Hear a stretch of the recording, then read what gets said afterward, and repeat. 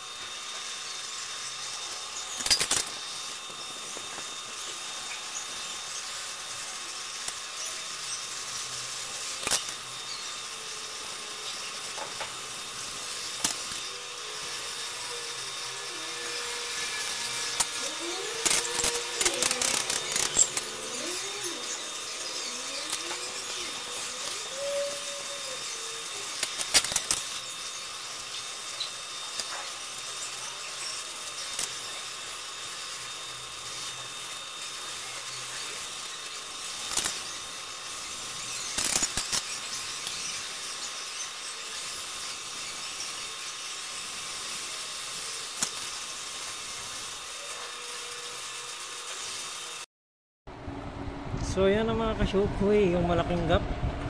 Okay, nahinang na natin. Perfect na tayo dyan. At syempre, dahil perfect na tayo dyan, yan o. Very good.